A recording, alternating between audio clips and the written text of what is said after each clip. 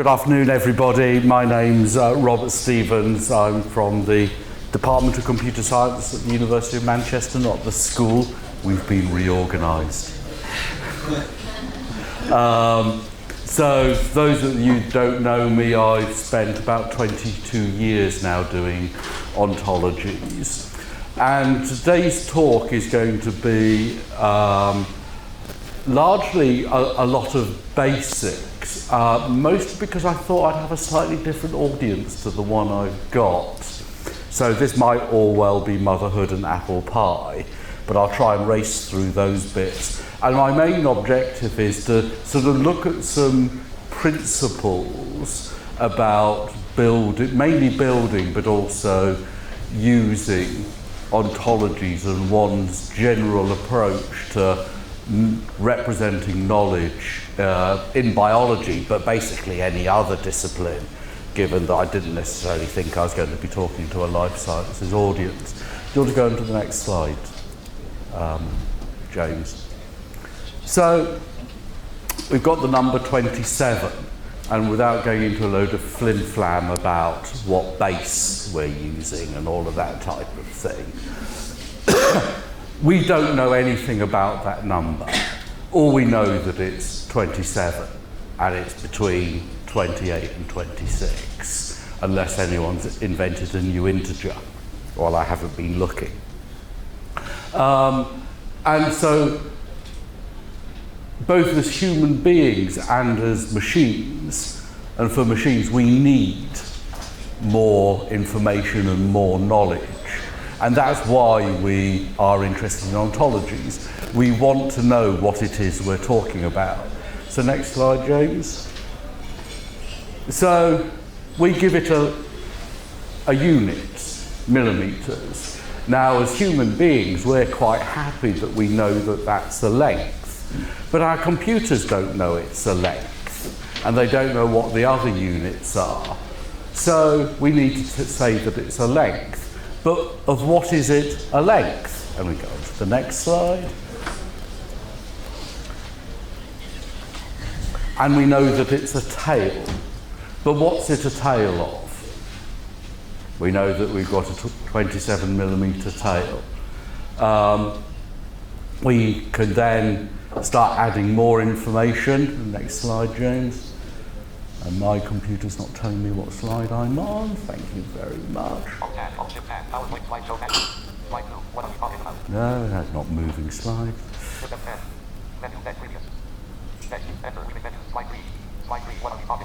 I'll just pause while I...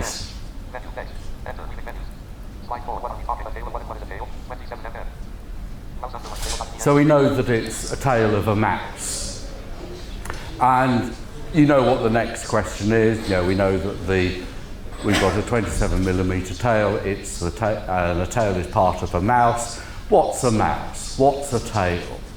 And so on, that we start adding more knowledge about what we've got and the way that these bits of knowledge are related to each other.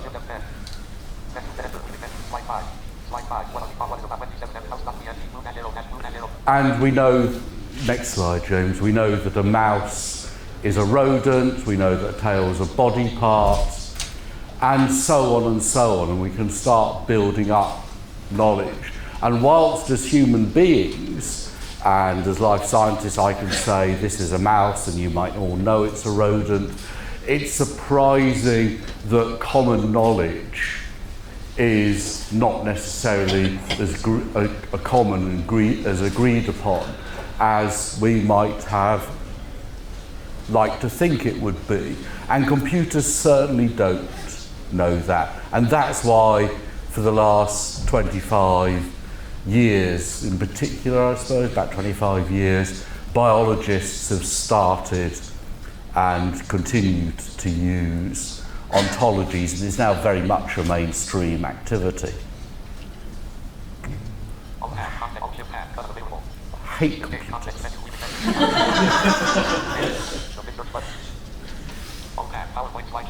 They're very complex and no one understands them.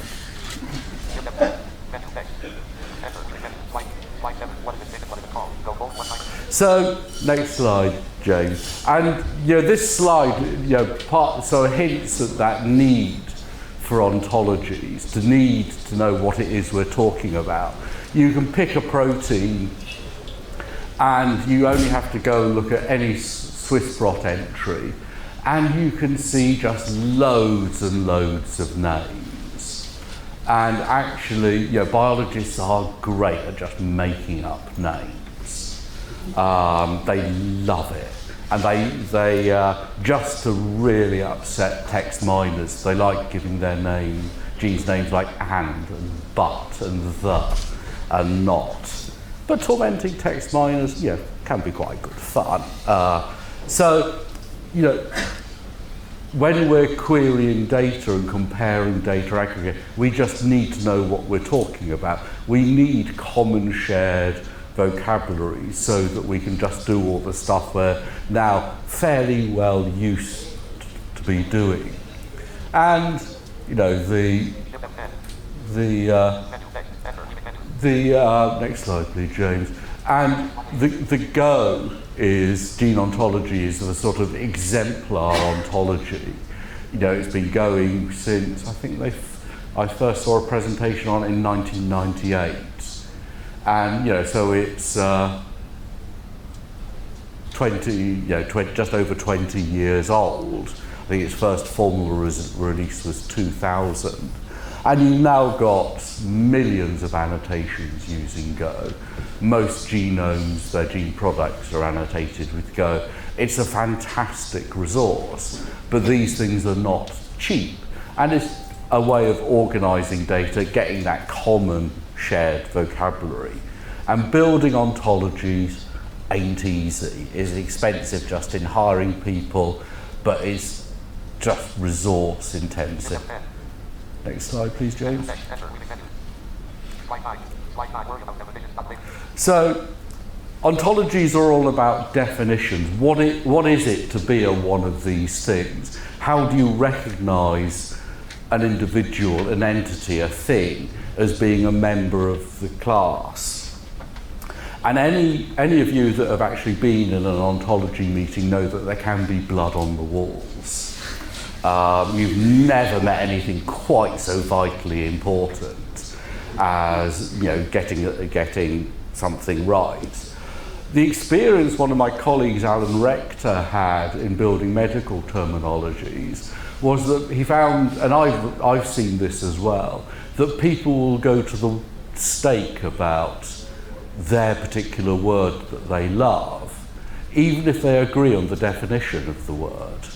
So in the medical domain, one of Alan's favourite examples was neoplasm. And he did a trans-European medical ontology, Galen, that some of you may have heard of. And in Southern Europe, they took the literal meaning of neoplasm, it's new growth. And it could be either malignant or benign. Northern Europeans, I'm told, tend to think of it as malignant new growth. And they both knew that the two separate definitions obviously exist, but they really got het up about the use of the word. So Alan just got them to agree that these entities exist, and you just deal with the rest with synonyms. And you say, well, this presentation of the labels is for Southern Europeans and this presentation of labels is for Northern European, and the problem just goes away.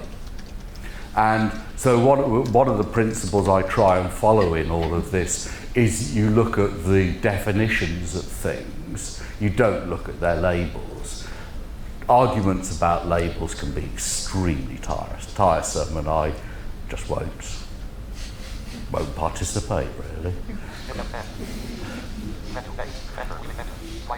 In fact, it might be generally true that I just don't participate. So one of the other general principles I got from my friend Alan Rector is no distinction without a difference. So again, if any of you have been in ontology meetings, is that ontologists can love making micro distinctions. And if it doesn't make any difference to what you're doing, just stop doing it. Now, you do have to then sort of start thinking about what is it that you're doing. But I remember a comment of a few years ago, and it's something I'd like to look at again, is if you take the annotations from the gene ontology, the overwhelming majority of them just come from the middle of the hierarchies. But you've got all this stuff down towards the bottom of the gene ontology, which is very rarely used. It's people describing what we know about biology, but not what we use in biology. So one might well ask the question, why do you bother doing it at all? Unless there is a use for it just as a knowledge repository rather than an annotation tool, etc., etc., etc. You know, you really have to be careful about not making distinctions that you just don't need to make. And the people that are particularly guilty of this are the lovers of upper level ontologies. Some of you may know some.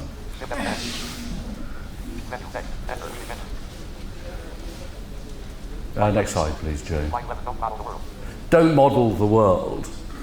So there's I love building ontologies. And there's a danger that you're making an ontology of fruit and you describe an apple, and you know that it's a false fruit, and you know that it has bits of standard fruit anatomy in its core, and you know that it has seeds, and you know that it's a dicotyledonous seed, and you know that it's got a protein in it, you know that it's got a nitrogen atom in one of the amino acids of the protein, and the nitrogen has 14 protons, and the proton has a couple of quarks, some of them go up and some of them down, and then the quarks have subatomic particles. Unless your queries and your annotations actually need to know about quarks, don't bother. You know, I have built an ontology of particle physics just so I could claim I had modelled everything. Because you know, obviously the whole world is just an emergent property of particle physics plus a few forces, and that's it, you modelled the world. So you can now annotate all your proteins with my particle physics ontology, and that will be enough. You might have to do quite a lot of composition, but you know, that's just a task for the annotators, surely. But it's really important that one of the tenets of from the Agile Software Engineering Manifesto I really like is maximising the work not done. Only really do that which is necessary. And particularly as a lot of ontologies that are built are in the application area, then you do that. I think is a slightly easier task. Reference ontology, when do you need to stop modelling? Probably when you're hunting for things to model is the first approximation. But you know, really don't over-model. Next, please, James. So, this is one of my favourite bits of ontology I've ever built. You won't be able to see it, and that's part of deliberately in case you found a mistake. But this is I think the most complex bit of OWL I've ever written. It's a full, or almost full, anatomical description of a buttercup flower. They're enormously complex flowers. The basic anatomy is very simple. You have 4 whorls: calyx, corolla, andrecium and gynoecium. But flowers can have all or almost none of them. There is a flower around with 1 petal and nothing else. So how do you model this? How do you cope with the different shapes of petals? The fact that they have different textures on one side to the other of the petal, and all of this kind of thing. And you can do it. But do you really need to do so? This is over-modelled, particularly as I just did it for fun. you have to go back to what queries do you want to ask of the anatomy of a flower. If it includes, give me all the 5-petaled flowers that are obovate in their petalage and have different textures on each side, then you model that far. If you want to go, just give me all the yellow flowers, then you don't have to go that far. You might want to do a little more than the questions imply, but it is so easy to over-model, and OWL is not the easiest friend, and it's really hard modelling things in excruciating detail. It's the kind of thing us academics love doing, but who cares about that? Next slide, please, James.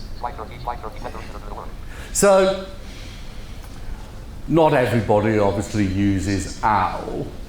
If you're building an ontology, and I think that building is different from actually deploying and using, but if you are building an ontology, you're trying to do everything by hand, you will mess it up. Not because people are rubbish and don't know about biology, it's just really hard. So we did some work 15 years ago, just doing some bits of looking at the Go in 2002, 2003, and we did a couple of portions of Go and found that about 1 in 10 classes were missing a subsumption relationship. And the people in Go are actually really good, but they've missed loads of loads of subsumption relationships just because it's hard. So you can get the reasoner to do the work. And this is a bit of modelling I did back in 1998 when I was learning how to use reasoners. And it's just a really simple thing, sort of first year biochemistry, which I could still remember at that time.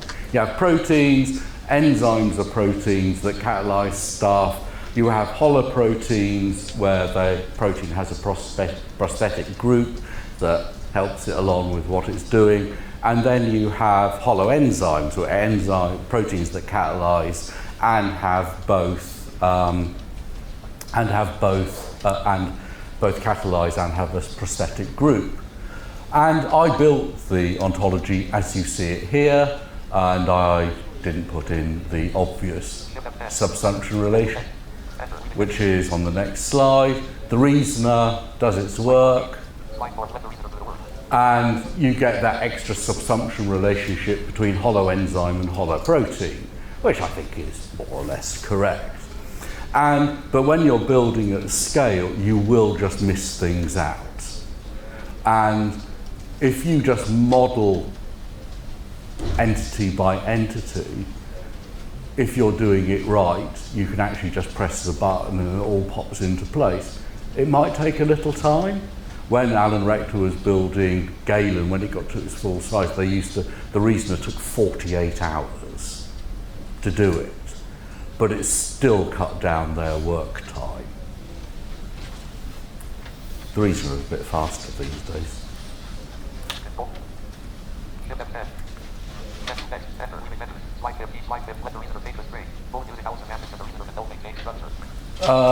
We'll skip over the next slide, James. I've sort of said it all already. So, do what is necessary for the purpose. So I've already mentioned application and reference ontologies. If you're doing a reference ontology, you need to describe the domain that you want to describe, and their scoping is really, really important. Application ontology, scoping again is important, but you should be able to build most of your application ontologies certainly in the bio domain, by just harvesting stuff from other ontologies to actually get the bits that are necessary for your application, and as your application grows you can just add more stuff. I know the experimental factor ontology at the EBI really goes to town over this, and Simon was telling me at lunchtime, what is it, about 35,000 terms now, and nearly all of them are foreign, as it were. Yeah, you know, so you just get them in as you need them. And the scoping is really important. It's like building software, that you only, you know, with modern agile techniques, you only do that which is necessary. And you've really got to stop self-indulgence. Software engineers can be dreadfully self-indulgent. If there's a sexy algorithm to do, they will want to do it, even if the software doesn't need it. Ontologists love modelling, and got to treat them harshly to stop them doing it, because it is such great fun. Next slide, please, James. So one of the things that struck me again in some of the talks this morning in the keynotes was that, you know, there's all discussions about various types of technology and implementations. And whilst you do need the implementation, sociology is so much more difficult than the technology. That actually so the power of knowing what it is we're talking about really does come from people agreeing that you have a common understanding, be it in your businesses, across businesses, you're sharing data, you've got to have a shared view with your customers, blah, blah, blah. And if you're really going to exploit data, you need a common view. And that involves sociology. And it probably means compromise. And you might have noticed that sometimes ontologists are not the most compromising of people. And I think the sociology is much harder than the actual ontology building and the technology itself, which is not to trivialize either, but the sociology is just really hard. So, next slide, please, Jane. The other trip hazard. I might sue someone. I was also struck by some of the comments this morning, some of the talks this morning, that people want all of this stuff to be really simple. And they want the representation to be simple, which is fine if you want only a simple representation. Complex knowledge, I'm afraid, is complex, and triples are extremely simple. Blob, line, blob. And in RDF world, you know, even the semantics aren't really very difficult. OWL is a lot more difficult, but you know, the semantics are pretty easy. But the complexity, of course, comes into representing something as complex as bits of biology. You end up with a sort of rat's nest of RDF. That's far too complex, we must have something simpler.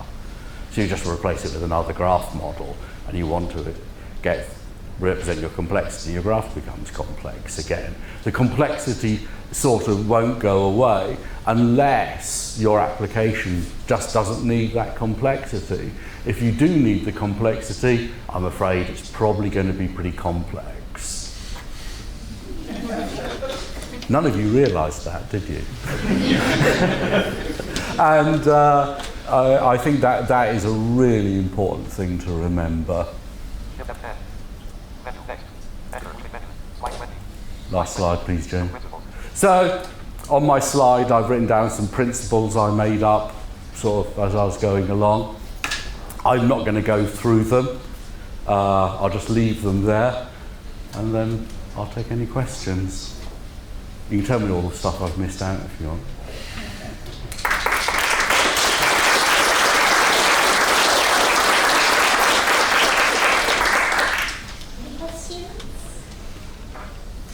Could you have any recommendation for modeling of processes, which seems to be require a totally different approach? And you, for example, would like to model growing of a flower instead of a flower, because I think all is not good for this.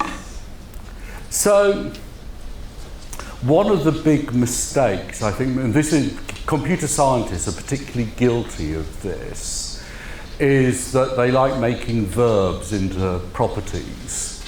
And again, this was an interesting comment this morning that, you know, lots of graphs are just full of nouns and what you need are properties. But life becomes easier taking a sort of language approach if you look at the gerunds in particular of things. So you talk about growing, the process of growing, rather than have grow as a property. And you have growing as a class, and it means that you can add so much more information to it. You can have lots of relationships coming out that involve all the necessary entities. And the trick with all of this modelling, I think, is also decomposition. Growing takes a whole lot of processes. So you break it down and you break it down and then you build it up again. And I'm not sure that I think that modelling processes is any more difficult than modelling things. You know, or what's the Ponzi word for it? Continuance. Sorry. Yeah. I think you just do it. I mean, when you get into all the stuff, yeah, and this is again where those of a more philosophical bent will get into quite vigorous debates about, you know, do processes have qualities? Does a process have a velocity? I really can't be bothered. I'm quite happy for a process to have a velocity. The trick there is you're just consistent. You take an approach and you stick to it, and when you change your mind, you make sure you change everything. Patterns. Any others? Thank you very much. Thank you.